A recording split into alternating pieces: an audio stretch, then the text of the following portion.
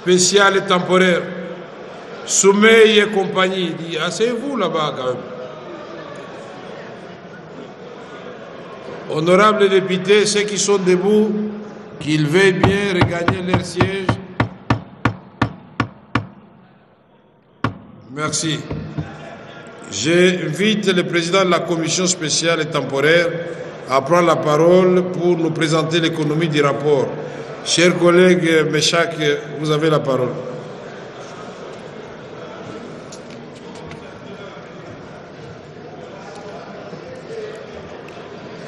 Merci, honorable président, de la parole accordée. Honorable membre du bureau, honorable député et très chers collègues. La commission chargée d'examiner les réquisitoires du procureur général qui sollicitait l'autorisation aux fins d'instruire contre le ministre d'État, ministre de l'Urbanisme et ministre de la Justice et des gardes des Sceaux. Cette commission s'est réunie.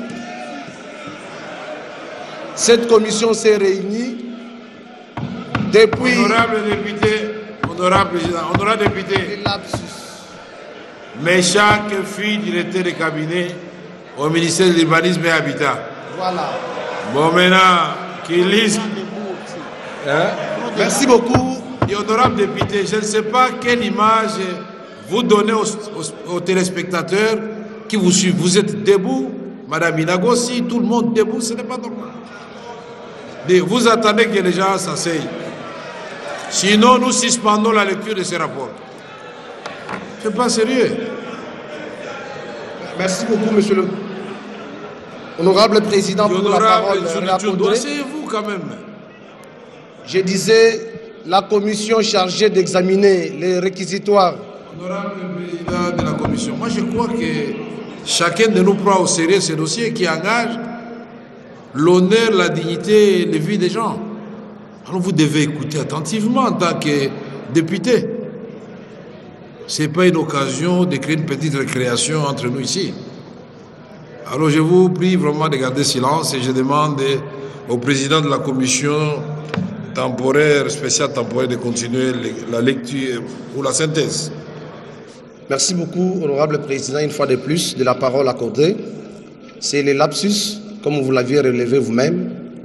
J'ai dit, honorable député, très chers collègues, la commission chargée d'examiner les réquisitoires du procureur général contre le ministre d'État, ministre de la Justice et des gardes des Sceaux, s'est réunie depuis le 26, qu'elle a été installée, jusqu'à hier le 28. La commission a fonctionné avec les concours des agents de l'administration et cette commission a mis en place un agenda et a reçu tour à tour sur le procureur général près la Cour de cassation qui s'est présenté avec une suite derrière lui de ses collègues que lui-même a appelés experts. Il a été entendu durant 6 heures du temps. On a posé toutes les questions nécessaires par le membre composant la commission. Il a donné les réponses selon lui. Et le même jour, nous avions reçu le ministre d'État, ministre de la Justice et des gardes des Sceaux, à 16 heures, qui lui également est passé devant la commission de 16 heures jusqu'à 21 heures. Toutes les questions nécessaires également ont été posées par le membre de la commission. Et le travail s'est passé dans un bon climat. Au-delà de ce que vous et nous avions vu, les racontages de gens, mais les membres étaient sereins au travers du travail qu'on leur avait confié par l'Auguste Assemblée.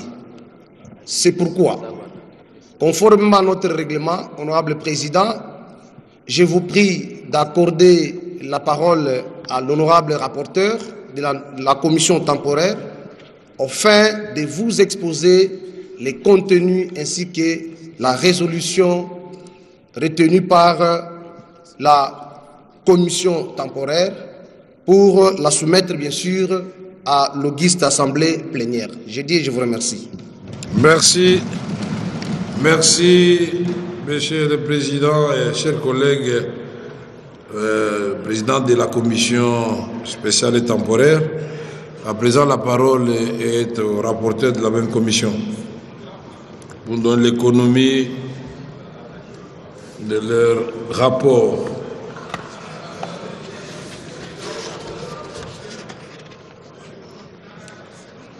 Honorable Lité, vous avez la parole. Oui, honorable président, votre indulgence, je voulais recevoir une petite consigne. Est-ce que je lis tous les rapports? Okay.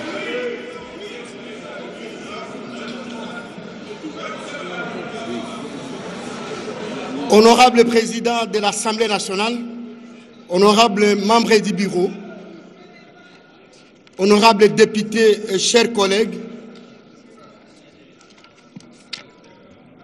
conformément à l'instruction du président de notre Chambre, nous allons procéder à la lecture détaillée du rapport qui a été produit par votre commission relative ou sinon en rapport avec ce que le président de notre commission l'a dit à liminaire ou sinon de façon prémonitoire.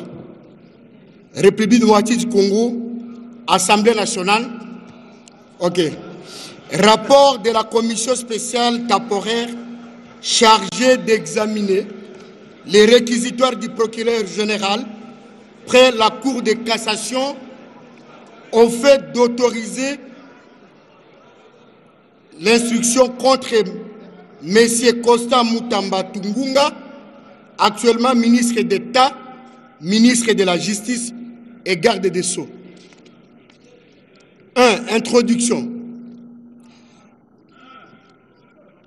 En application de l'article 153, alinéa 3, point D de la Constitution, le procureur général près la Cour de cassation a saisi notre Chambre. Par son réquisitoire numéro 1830 RMPV bar 022E bar PG CCAS bar 2025 bar W du 20 mai 2025, on fait d'obtenir l'autorisation d'instruction contre M. Constant Mutamba Tungunga, actuellement ministre d'État, ministre de la Justice et garde des Sceaux. Lors de la séance plénière du 21 mai 2025, l'honorable président de l'Assemblée nationale a informé l'Assemblée plénière de la réception du réquisitoire ci-syndiqué et a autorisé, s'il vous plaît, a aussitôt accordé la parole à l'honorable rapporteur en fait d'en donner lecture. Conformément aux dispositions de l'article 50 du règlement intérieur de l'Assemblée nationale, l'Assemblée plénière a décidé de la mise en place d'une commission spéciale et temporaire chargée d'examiner les 10 réquisitoires. Par décision numéro 017, bar CAB, bar 2025, du 24 mai 2025, le président de l'Assemblée nationale a procédé à la création d'une commission spéciale et temporaire et à la désignation de ses membres dont la liste en annexe. En exécution de cette décision, votre commission s'est réunie successivement en date du 26, 27 et 28 mai 2025 et a procédé à la mise en place de son bureau composé comme suit. Président, honorable Mandefou Mouela Meshak, premier vice-président. Honorable Mbia Luboya Titi, deuxième vice-président.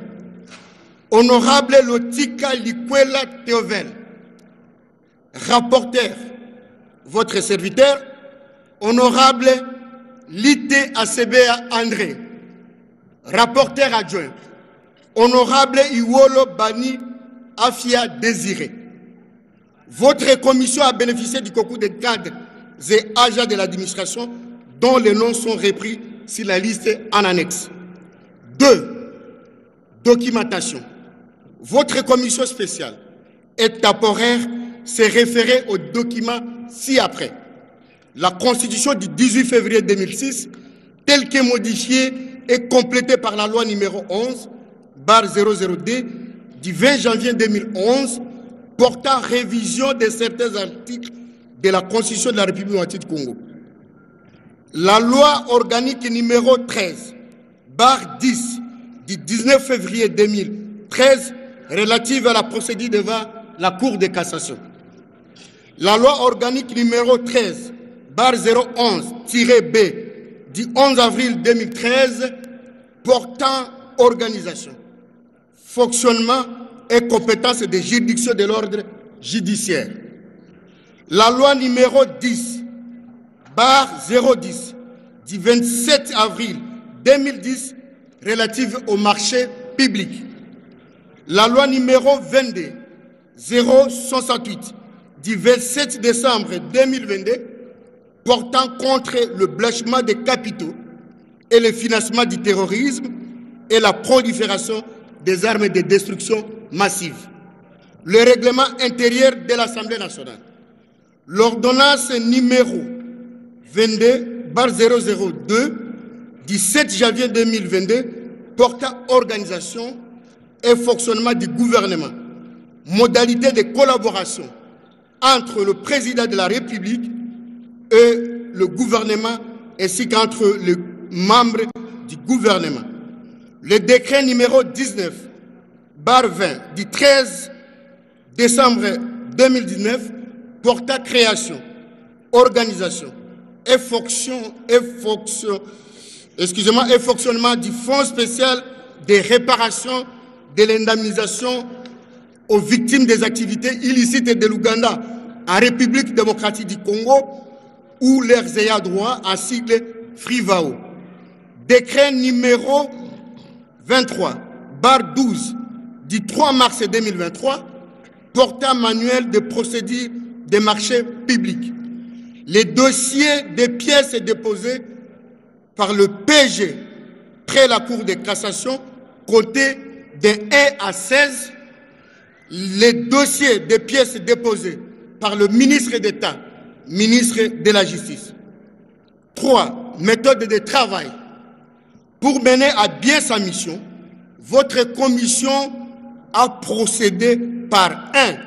L'audition du PG près la Cour de cassation. 2. L'audition du ministre d'État, ministre de la Justice et garde des Sceaux. 3. L'analyse et la synthèse des auditions et documents recueillis par la commission. 4. La rédaction et l'adoption du rapport. 4. Chiffres romains. Déroulement des travaux. En exécution de la décision 6 visée.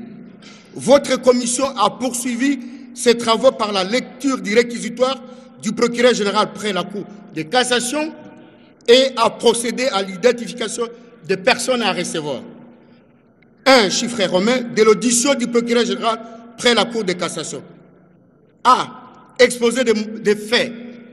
Récit par la commission le mardi 27 mai 2025, le procureur général près la Cour de cassation, Firmin Vodé, accompagné de ses collègues magistrats, a d'abord remercié l'Assemblée nationale pour sa diligence dans l'examen du réquisitoire. Il a ensuite souligné l'importance des efforts à fournir pour les dirigeants du pays dans la gestion des finances publiques et l'assainissement du climat des affaires, afin de sortir notre pays de la liste grise du groupe d'action financière, GAFI en sigle. C'est dans ce contexte que s'inscrit le présent réquisitoire. Dans l'exposé des faits repris dans la note explicative, le PG a relevé ce qui suit. 1. Une déclaration de soupçons parvenue à la CNRF et a indiqué le virement de la somme de 19 millions de dollars dans le compte numéro 051 00-25 101-01 145 17 501-47 USD de la société Zio Construction SARL un jour après son ouverture à le livre de la Rombac, soit le 16 avril 2025. 2. La CNRF, structure chargée de recueillir et de traiter les renseignements financiers sur les circuits de blanchiment de capitaux et de financement du terrorisme, ainsi que de la prolifération des armes de destruction massive, a diligenté une enquête afin de retracer l'origine des fonds et identifier les donneurs d'ordre. 3. La quête de la CNRF a démontré que la somme 6 évoquée provenait du compte numéro 05 100-05 101-01 02 48 45 401-28 USD intitulé Ministère de la Justice V. Barcé Frivao pour créditer les comptes appartenant à la société Zio Construction SARL. Fort de ces éléments, le PG soutient avoir approfondi les enquêtes et obtenu les informations supplémentaires qui font état des violations des règles relatives à la passation et l'exécution des marchés publics ainsi que l'impertinence du choix de la société Zio Construction SARL. S'agissant des violations des règles à la passation des marchés, le procureur général a indiqué ce qui suit. 1. Le ministre d'État, le ministre de la Justice et garde des Sceaux a par sa lettre numéro 043 barre 2 MK 0059 barre DIRCAB barre CAB barre ME barre mini G et GS barre 2025 du 15 janvier 2025 sollicité de la Direction générale de contrôle des marchés publics DGCMP en sigle l'autorisation de recourir à la procédure de gré à gré pour la réalisation du projet de construction d'un établissement carcéral à Kisangani. En réponse à la lettre 6 visée, le directeur général AI de la DGCMP, par sa lettre numéro 0094, barre DGCMP, barre DG, barre DCP, barre D1, barre KL, barre 2025, du 30 janvier 2025, lui a refusé cette autorisation et lui a demandé de fournir les pièces justificatives. 3. Par sa lettre numéro 0333, barre DUR, barre CAB, barre ME, barre MING et GS, barre 2025, du 19 février 2025, le ministre d'État a sollicité de nouveau la dite autorisation. Le directeur général AI de la DGCMP, par sa lettre numéro 0316, barre DGCMP, barre DG, barre DCP, barre D1, barre JMZ, barre 2025, du 26 février 2025, lui a accordé l'autorisation spéciale de recourir à la procédure de gré à gré avec la société Zio Construction au coût de 39 877 067,96 ISD hors taxe. 4. Lors de son audition, à date du 8 mai 2025, Madame la directrice générale AI de la DGCMP a déclaré avoir fait l'objet des pressions de la part du ministre d'État, ministre de la Justice et garde des Sceaux, raison pour laquelle elle a donné l'autorisation spéciale sans les pièces sollicitées. 5 affaires. Après cette brève description, le procureur général, après la Cour de cassation, a rappelé les dispositions de l'article 136 du décret portant manuel de procédure des marchés publics. Cet article dispose, je cite, « Les marchés de gré à gré suivent la chronologie ci-après. 1. Demande motivée de l'autorisation spéciale de la DGSMP pour conclure le marché de gré à gré. 2. Modification par la DGSMP. Merci bien, Monsieur le Président, pour votre attention. Notification par la DGSMP de l'autorisation spéciale de conclure un marché de gré à gré. 3. Demande de non-objection sur le projet de marché. 4. Soumission du marché à l'approbation de l'autorité compétente. 5. Enfin, enregistrement du marché à l'ARMP. À cet effet, le procureur général fait observer que le ministre d'État n'a pas obtenu l'avis de non-objection.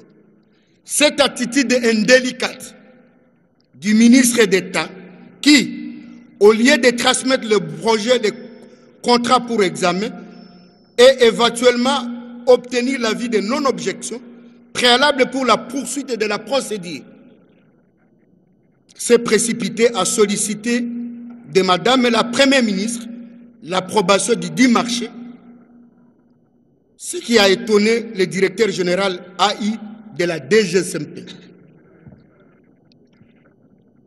2. Le procureur général note par ailleurs que dans sa lettre numéro 729 LW 436 WEA CAB ME mini jeu GS 2025 du 1er avril 2025, le ministre d'État a prétendu avoir transmis à la Première ministre le contrat de gré à gré signé avec la société Zio Construction SARL, alors que le contrat lui transmis par la même société et la Robank, suivant leur lettre numéro Zio avril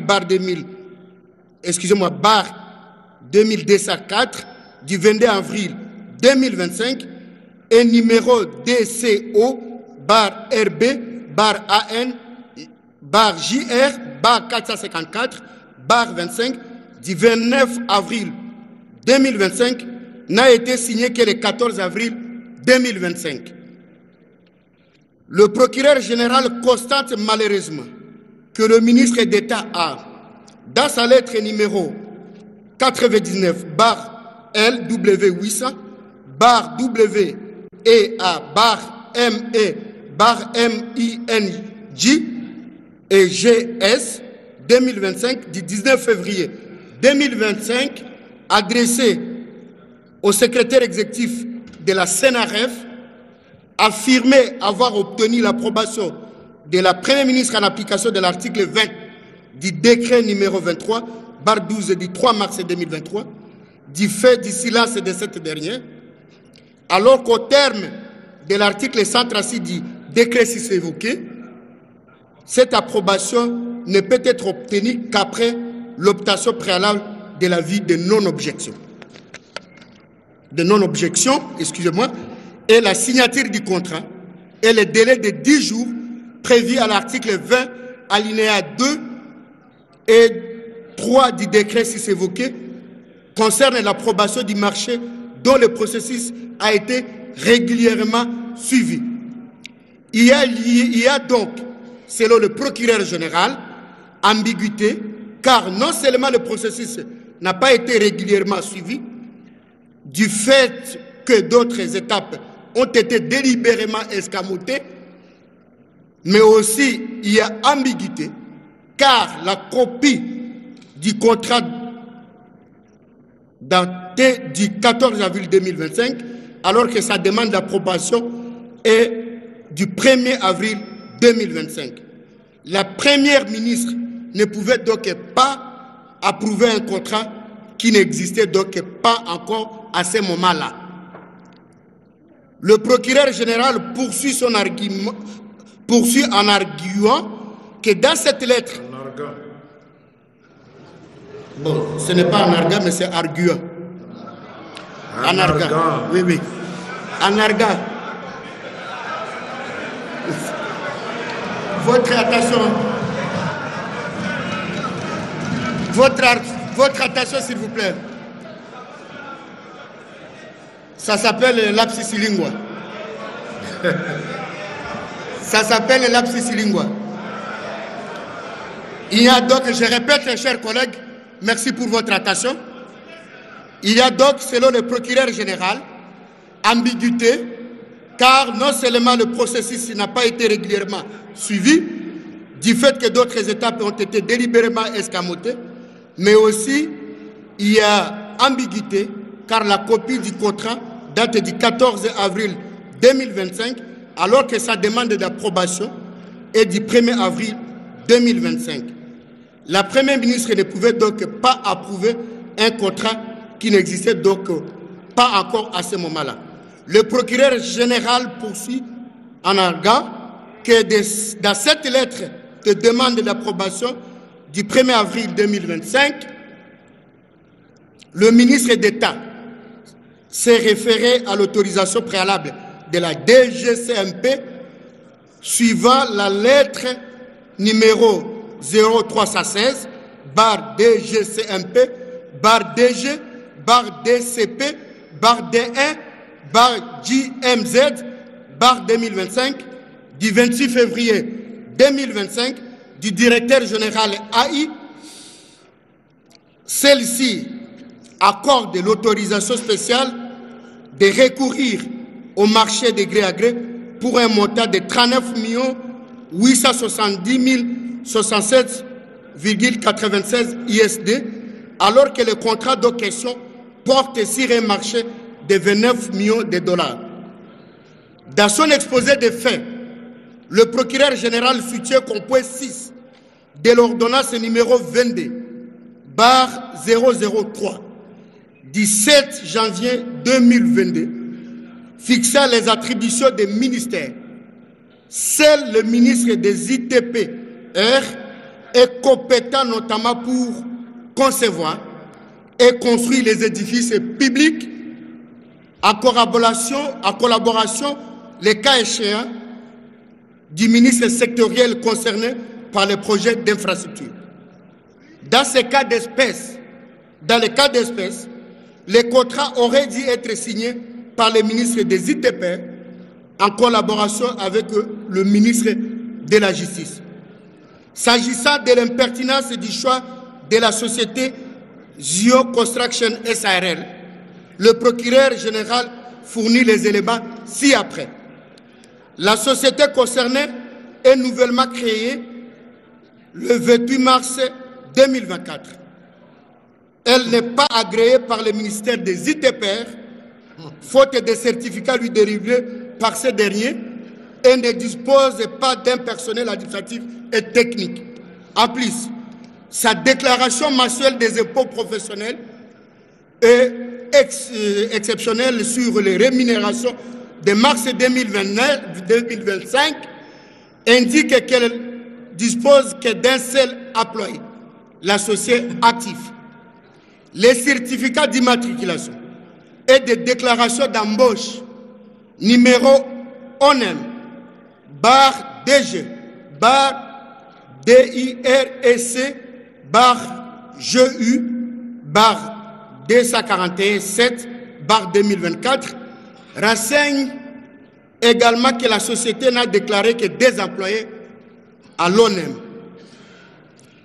C'est une société nouvellement créée, sans expertise, sans personnel, sans capacité financière. Son unique compte actif ouvert dans les livres d'équité BCDC affiche un solde négatif et n'a que 2 mouvements créditaires depuis son ouverture.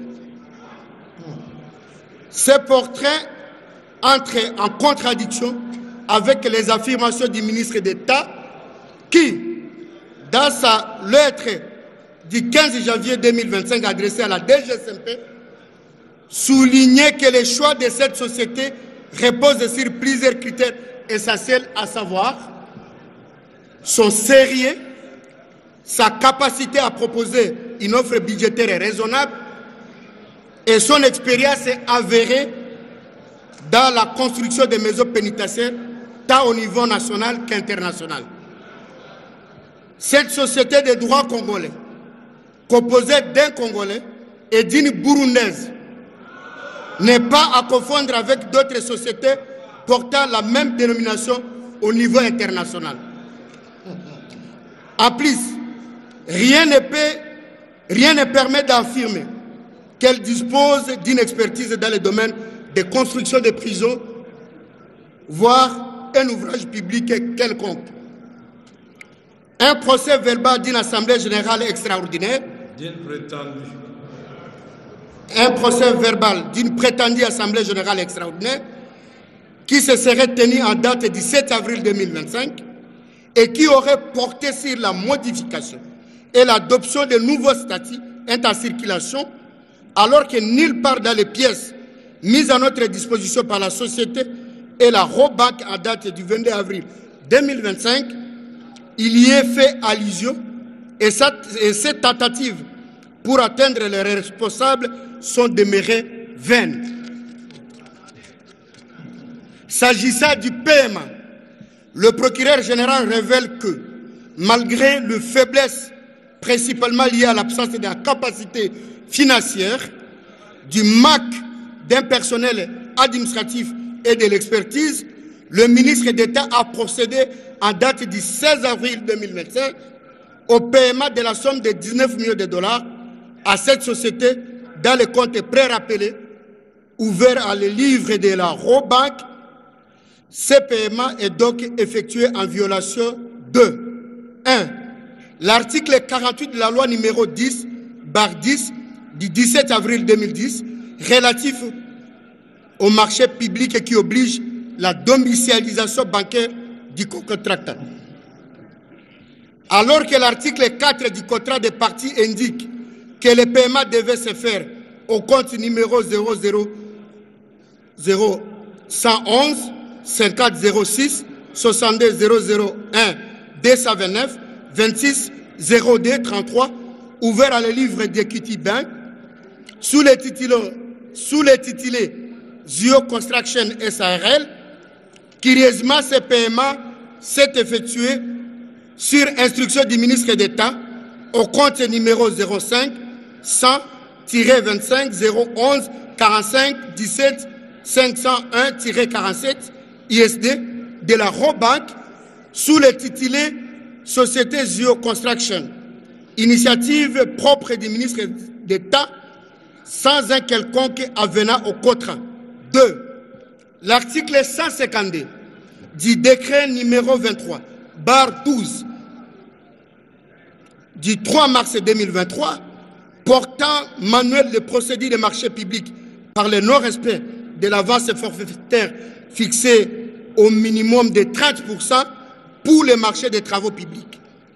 À l'espèce, le premier paiement devrait être de 8 970 000 dollars américains, soit 30%, alors que la compte visée est de 19 millions, soit 66%. 3. L'article 153 du même décret qui oblige que le paiement soit accompagné d'une garantie bancaire d'égal montant. Au regard de ce qui précède, dans le souci de protéger les finances publiques et tenant compte du fait que ces montants provenaient du compte Frivao, fonds destiné à l'indemnisation des victimes de la guerre de 6 jours à Kisangani, la CNRF était dans l'obligation de procéder au gel et à la saisie de cette somme d'argent appartenant déjà à la société Zio Construction. Et contrairement à l'opinion répandue selon laquelle l'argent saisi se trouverait dans un compte séquestre, les différentes pièces renseignent que cette somme d'argent se trouve bien logée dans les comptes privés de la société Zio Construction dont elle pouvait disposer à sa guise. Le ministre d'État n'a donc aucun pouvoir sur cette somme d'argent. Je lis les textes. Non, à sa guise, c'est le gel. Quand vous dites Zion Construction dont elle pouvait disposer à sa guise, ça signifie que ces gens-là qui sont présumés des escrocs, ils peuvent dépenser de cet argent. Oui. Alors, mais la suite, c'est quoi? C'est le gel Tout et à la fait, saisie. honorable président. Vous avez sauté? Président, vous méritez votre place de président. C'est les gels et la saisie qui ont rendu cette somme d'argent indisponible. Le ministre d'État n'a donc aucun pouvoir sur cette somme d'argent, étant devenu propriétaire de la société susci rappelée. Enfin, le procureur général fait observer qu'à ce stade, ces enquêtes n'ont pas été en mesure de localiser l'intérêt devant recevoir cette maison carcérale. B. Préoccupation soulevée par les honorables députés nationaux après l'exposé des faits du procureur général. Après avoir suivi religieusement l'exposé des faits par le procureur général, les honorables députés nationaux ont exprimé quelques préoccupations qui s'articulent autour des éléments suivants. 1. L'enquête annoncée par le ministre d'État sur l'acquisition d'un immeuble à l'étranger par le procureur général après la Cour de cassation. 2. La gestion de Frivao, notamment en ce qui concerne la clé de répartition des fonds payés par l'Ouganda. 3. La garantie de la bonne exécution du contrat. 4. L'absence de réponse de la Première ministre dans les délais à la lettre des demandes d'approbation du ministre d'État. 5. L'identification des lieux de construction des prisons retenues par le Conseil des ministres. 6. La destination finale des fonds gelés et saisis par la CNRF. 7. L'identification de la société Zion Construction SARL. 8. La déclaration des soupçons. 9. Les éléments sur le projet du marché, plan architectural, maquette, site de construction des prisons de Kisangani. 9. La responsabilité du directeur général AI de DGSMP. 10. L'audition des responsables de la société Zion Construction SARL. C. Réponse du procureur général. En réponse aux préoccupations soulevées par les députés nationaux, le procureur général a apporté les éléments de réponse ci-après. De l'acquisition d'un immeuble à l'étranger par le procureur général près la Cour de cassation. À cette question, le procureur général a rassuré votre commission qu'il n'est jusque-là pas saisi d'une quelconque injonction pour enquêter sur la prétendue acquisition d'un immeuble à l'étranger par le procureur général près la Cour de cassation. Il a en outre souligné qu'il ne peut être saisi par voie de communiqué du cabinet du ministre d'État, ministre de la Justice et garde des Sceaux. De la gestion des Frivao, le procureur général a informé votre commission de l'existence d'un autre dossier en cours d'instruction sur la gestion des fonds de cet établissement public. Par ailleurs, la clé de répartition des fonds payés par l'Ouganda est fixée conformément à l'arrêt de la Cour internationale de justice et du décret portant création, organisation et fonctionnement de Frivao. Le ministre de la Justice et garde des Sceaux ne peut donc pas disposer de ces fonds à sa guise. De la destination des fonds gelés et saisis par la CNRF. Le parquet général a rassuré que la destination définitive des fonds ne saurait être déterminée que par une décision de justice. De la déclaration des soupçons, le procureur général a fait savoir à votre commission que cette déclaration est légale et revêt un caractère confidentiel. À cet effet, la CNRF n'est pas tenue de la communiquer au procureur général. De l'audition des responsables de la société Zion Construction SARL. Selon le PG, la gérante de la société Zion Construction a bel et bien été auditionné pour la première fois. Cependant, à la seconde invitation, suivant les informations de son conseil, elle est actuellement à l'étranger pour raison d'accouchement. Qui est le père?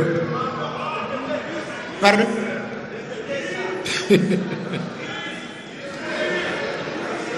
Selon le procureur général, la gérante de la société Zio Construction a été bel et bien auditionnée pour la première fois.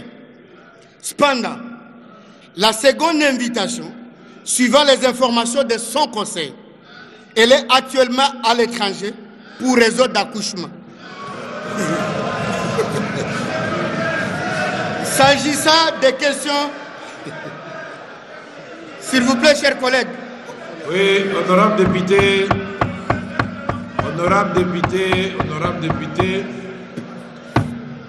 nous allons d'ailleurs vous inviter tous à faire remonter la moyenne par famille comme à l'est du Congo à 9 enfants, parce que nous avons perdu beaucoup de Congolais à l'est, il faut repeupler le Congo. Donc ce n'est pas jusque-là un crime, il est parti accoucher. Ok, continuez. S'agissant des questions déjà abordées dans son exposé des faits, le procureur général a rappelé les réponses déjà fournies dans sa note explicative du réquisitoire sous examen. Il a par ailleurs rassuré votre commission de sa disponibilité pour d'éventuels éclaircissements. Au regard de ce qui précède, le parquet général près la Cour de cassation a sollicité de la commission spéciale étaperait l'autorisation d'instruction pour attendre le ministre d'État. 2. De l'audition du ministre d'État, ministre de la Justice et garde des Sceaux. A. Exposé de fait. Après l'audition du procureur général, votre commission a reçu le ministre d'État pour le même exercice. Sur demande du président de la commission, les rapporteurs ont procédé à la lecture du réquisitoire à l'attention de Monsieur le ministre d'État, ministre de la Justice et garde des Sceaux. Prenant la parole en son tour, le ministre d'État a remercié l'Assemblée nationale pour l'invitation lui adressée afin de lui permettre de donner sa version des faits sur cette affaire. À liminaire, il a rappelé le contexte de son arrivée au ministère de la Justice, caractérisé par un climat de travail conflictuogène et anxiogène avec la Première ministre, chef du gouvernement et les animateurs du pouvoir judiciaire, notamment le procureur général près la Cour de cassation. Il a révélé que la chef du gouvernement lui a arraché la présidence de la commission des lois qui, de tout temps, est présidée par le ministère de la Justice, en la confiant au vice-premier ministre, ministre de l'Intérieur, décentralisation et affaires coutumières. Il a rachéri en indiquant que la première ministre a reçu le membre du Conseil supérieur de la magistrature sans l'associer. C'est dans ce contexte difficile que, lors d'une journée de sensibilisation de la jeunesse sur la lutte contre la corruption, je dis, je cite, solo et à détournement, entre guillemets, que la première ministre a réagi à chaud sur ces propos mal compris. Le ministre d'État a révélé à la commission que les rapports entretenus avec le PG Cassation n'ont jamais été de nature à favoriser une collaboration professionnelle apaisée au profit de l'intérêt général. Cette situation belligène est due à la contestation systématique des initiatives de réforme menées par son ministère qui, manifestement, mettent à mal les intérêts économiques illicites et les réseaux mafieux qui gangrènent le secteur de la justice. Elle s'est aggravée avec la demande d'enquête du ministre d'État sur l'acquisition à l'étranger d'un bien immobilier par l'actuel procureur général près la Cour de cassation qui, à plusieurs reprises, lui a proféré des menaces d'arrestation. Il s'agit donc, selon lui, des antécédents dont on devait tenir compte dans l'examen de ces réquisitoires. S'agissant de sa réplique au réquisitoire, il a fait part à la commission de l'origine du projet de construction de la prison de Kisangani. Ce projet fait suite aux instructions reçues de son Excellence Monsieur le Président de la République et de la Première ministre dans sa lettre numéro 4, bar PM, bar DIRCAB, bar PAJD, bar KTN, bar 2024, bar 3141, du 26 décembre 2024, et à l'occasion des réunions du Conseil des ministres, intervenue après l'évasion au centre pénitentiaire et de rééducation de Makala. Fort de cet accompagnement gouvernemental, il a mis en place une commission chargée d'examiner la problématique de construction de 4 maisons d'arrêt dans la ville de Kinshasa et éventuellement dans d'autres provinces. Les travaux de cette commission avaient permis de constater les délabrements des infrastructures pénitentiaires construites depuis l'époque coloniale et la nécessité d'en construire de nouvelles, notamment pour les désengorger et améliorer leurs conditions de sécurité.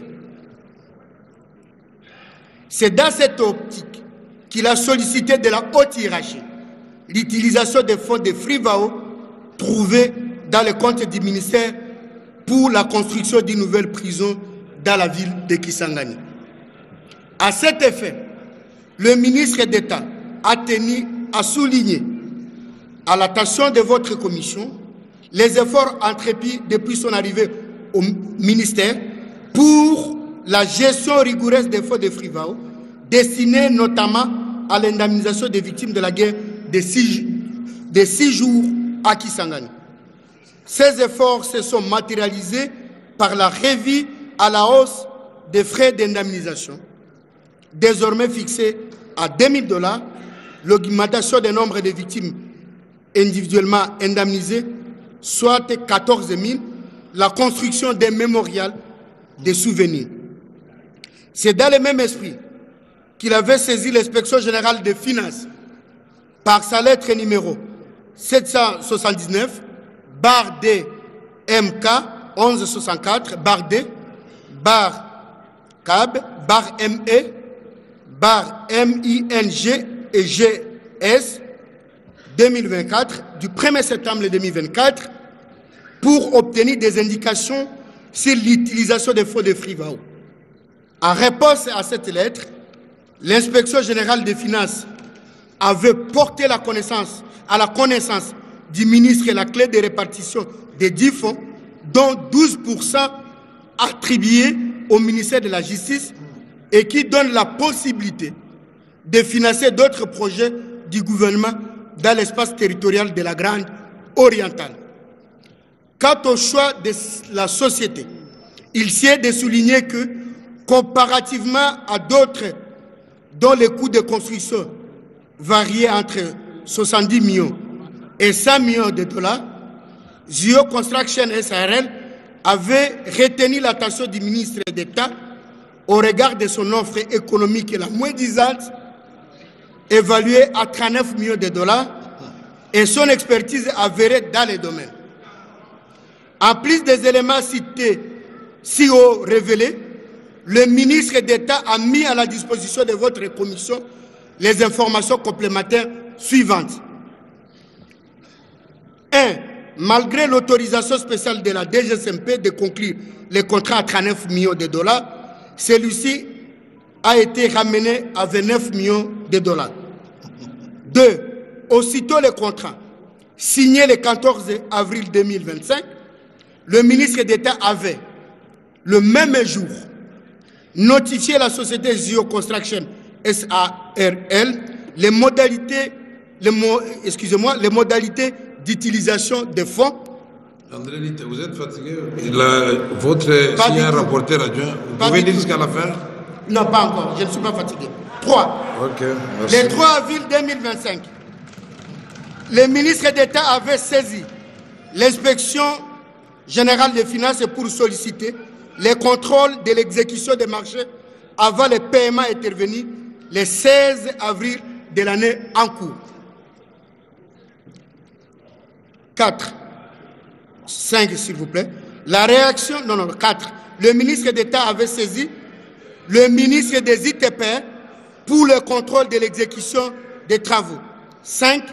La réaction tardive de Madame la Première ministre demandant la surséance d'exécution du projet, soit le 5 mai 2025, sous la plume de son directeur de cabinet, pourtant saisi le 1er avril 2025, soit plus d'un mois après, alors que, conformément à la législation en vigueur, elle disposait de 10 jours à dater de sa saisine. 6. Alors que le ministre d'État se prépare à saisir à nouveau la Première ministre, il se trouve malheureusement que le dossier revêt un caractère judiciaire déclenché par les réquisitoires du procureur général près la Cour de cassation. 7. Le ministre estime que la conséquence logique au cas où la DGCMP tarde à accorder l'avis de non-objection serait l'annulation du marché dont question. 7. Le ministre déplore le fait qu'aucune disposition de la loi relative au marché public ne prévoit nullement que le fait de n'avoir pas obtenu l'avis de non-objection entraîne l'ouverture automatique et systématique d'une instruction judiciaire à caractère pénal. 8. Il est de bon droit de penser que la logique voudrait que ces dossiers poursuivent son parcours administratif et que l'option de saisir les instances judiciaires ne saurait être envisagée qu'en termes de la procédure administrative au cas où les soupçons de détournement seraient avérés. B. Préoccupation soulevée par les honorables députés. À l'issue de l'exposé du ministre d'État, ministre de la Justice et garde des Sceaux, les honorables députés membres de la commission spéciale et temporaire ont soulevé quelques préoccupations axées essentiellement autour de l'origine du projet de construction de la prison de Kisangani, alors que ce site ne figure nullement dans le projet de construction. L'origine du projet de construction de la prison de Kisangani, alors que ce site ne figure nullement dans les différents sites répertoriés lors du Conseil des ministres auquel fait allusion le ministre. La source de financement des projets de construction de prisons retenus lors de la réunion du Conseil des ministres 6 mars. La base légale qui reconnaît au ministre de la Justice la compétence de construction de prisons au détriment du ministère des Infrastructures et Travaux publics.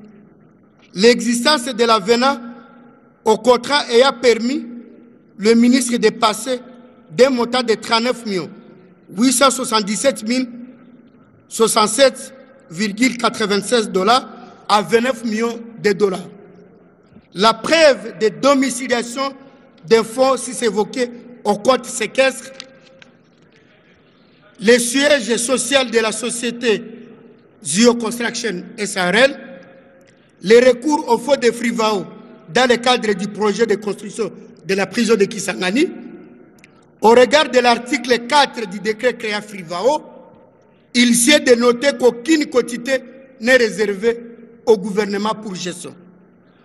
Les menaces exercées sur le directeur général de la DGCMP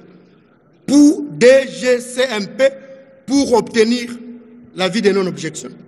La garantie des réalisations antérieures de l'entreprise Zion Construction SARL, la production du plan architectural, l'agrément de la société Zio Construction SAR par le ministère des Infrastructures Travaux publics, c'est réponse du ministre d'État, ministre de la Justice et garde des Sceaux, Constant Mutamba Tungunga.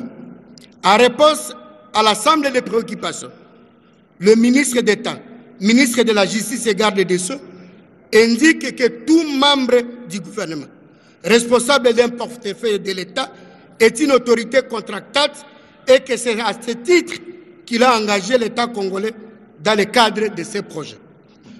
Il a affirmé par ailleurs que dans le cadre du marché public sous examen, il a rappelé certaines obligations prescrites par la loi numéro 10/010 du 17 avril 2010 relative au marché public et le décret numéro 23/12 du 3 mars 2023 portant manuel de procédure y afférent, notamment la demande d'autorisation spéciale pour conclusion d'un marché de gré à gré auprès de la DGCMP, la demande d'approbation auprès de la Première ministre par la suite. Au sujet des prétendues menaces exercées sur la personne de la directrice générale de la DGCMP, le ministre d'État répond qu'il est un homme de paix et n'a jamais exercé une pression quelconque, une menace aucune. Aucune menace. Par contre, il reconnaît n'avoir pas obtenu l'avis de non-objection, car, précise-t-il, la directrice générale de la DGCMP lui avait garanti qu'il s'agirait que d'une formalité administrative susceptible de régularisation. Après avoir reconnu ses erreurs, il a présenté ses excuses à la commission, donc à l'Assemblée plénière. Le ministre d'État a estimé qu'à ce stade de la procédure, la dernière décision revient à Madame la Première ministre qui peut ordonner soit l'annulation pure et simple du projet, soit sa révisitation et qu'il n'y a pas lieu d'envisager des poursuites judiciaires, les dossiers étant au stade administratif. C'est ici qu'il a souligné que la démarche du PG près la Cour de cassation à son encontre n'est nullement objective et affirme qu'il s'agirait simplement d'un règlement des comptes. Ainsi, il a conclu à demander aux députés membres de la commission d'examiner froidement les pièces fournies afin de constater son innocence et à exprimer sa désolation avant de solliciter leur indulgence. 5. Avis et considérations.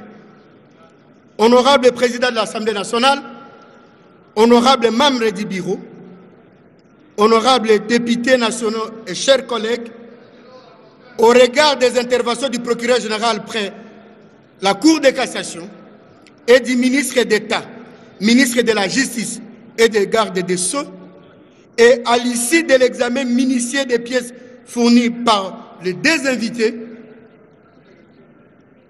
votre commission note qu'il est à Paris et qu'il subsiste encore d'innombrables contradictions et zones d'ombre qui empêcheraient la manifestation de la vérité dans cette affaire.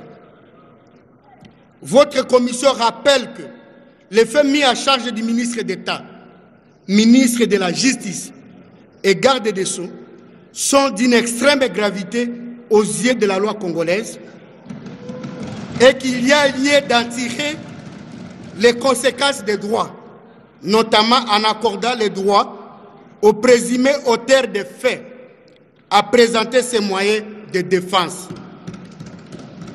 Ainsi, sur 23 membres que compte votre commission, 21 ont pris part au vote, 17 ont voté pour, 2 ont voté contre, 2 se sont abstenus. Bis. Ainsi, sur 23 membres que compte votre commission, 21 membres ont pris part au vote, 17 ont voté pour. Pardon? Poursuivez, monsieur. Ayez vos apaisements. Suivez. Ayez vos apaisements, chers collègues. Qui dit A doit dire B. Vous ne discutez pas avec la plénière. Merci, honorable président. Vous suivez la lecture, monsieur. Votre indulgence, honorable président. Merci. En conséquence, votre commission recommande à l'auguste plénière d'autoriser l'instruction contre M. Constant Mutamba Tungunga, actuellement ministre d'État, ministre de la Justice et garde des Sceaux. 6. Du vote du rapport. Du vote du rapport. Attention, honorable député, nous sommes dans cette salle, nous engageons individuellement chacun son honneur, sa dignité aux yeux de l'opinion. Alors, vous aurez l'occasion de voter pour la recevabilité de ces rapports. Il sera débattu. Je ne voudrais pas observer dans cette salle un quelconque clientélisme. Surtout que beaucoup de choses ont été dites sur ce travail. Alors abstenez-vous à crier comme ça. On vous voit à la télévision. Et quand on va vous mettre dans les TikTok, vous allez vous poser des questions. Faites attention. Soyons objectifs, sereins jusqu'à la fin. C'est la seule attitude que je vous recommande. C'est tout. Soyez objectifs. Est-ce qu'on a dit ici qu'on va tuer quelqu'un ou arrêter quelqu'un? Je n'ai pas entendu ça. Mais alors, pourquoi vous criez? Du vote et du rapport. Au terme de ces travaux, votre commission spéciale et temporaire a adopté les rapports irrélatifs. Sur 23 membres qui composent votre commission, 18 membres ont pris part au vote. 18 ont voté pour, aucun n'a voté contre. En conséquence, votre commission spéciale et temporaire a adopté à l'unanimité son rapport. Honorable président de l'Assemblée nationale, honorables membres du bureau, honorables députés nationaux et chers collègues, telles sont les conclusions auxquelles votre commission est parvenue et qu'elle vous prie d'approuver. Dieu bénisse la République démocratique du Congo. Merci, honorable Andélité. Il a tenu jusqu'au bout à lire lui-même les rapports. Merci, honorable député et chers collègues. Après l'économie et la lecture du rapport, nous pouvons nous prononcer sur sa recevabilité. Qui sont pour? Qui sont contre? Qui s'abstiennent? Au vu du résultat des votes, l'Assemblée plénière déclare recevable le rapport de la commission spéciale et temporaire chargée d'examiner les réquisitoires du procureur général près la Cour de cassation aux fins d'autorisation d'instruction achat de M. Mutamba Tungana Constant, ministre d'État de la Justice et garde des Sceaux. Je soumets ce rapport parce qu'il est sensible, puisque j'ai entendu des non, oui, non, oui. On le soumet au débat ou bien on fait comme pour le premier coup? Très bien, au débat. Merci. Pardon? Non, pour ceux qui le veulent, mais comme il s'agit des rapports qui portent sur des personnes, c'est un membre par groupe parlementaire. Mais s'il y a des groupes parlementaires qui n'ont rien à dire, ils ne sont pas obligés de le faire. Donc, les députés qui veulent intervenir peuvent passer par les trichements des présidents de leur groupe parlementaire. OK? Signé, il faut que ça soit signé par le président du groupe parlementaire. Donc, vous nous faites parvenir ça progressivement chez les rapporteurs.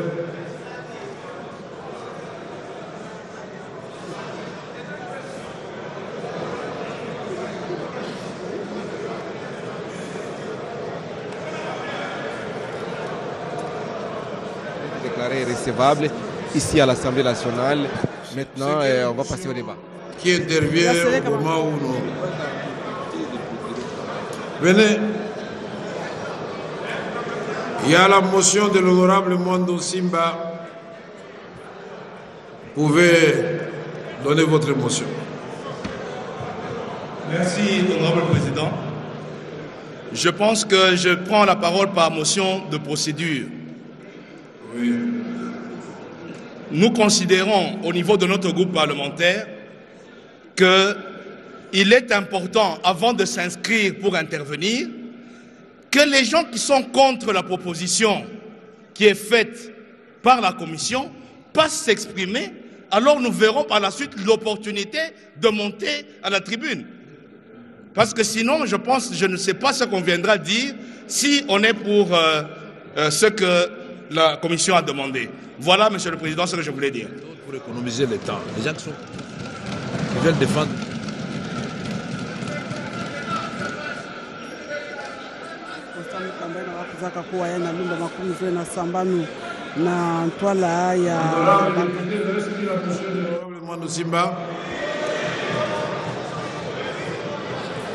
Deux personnes pour, deux personnes contre, bien on vote la motion.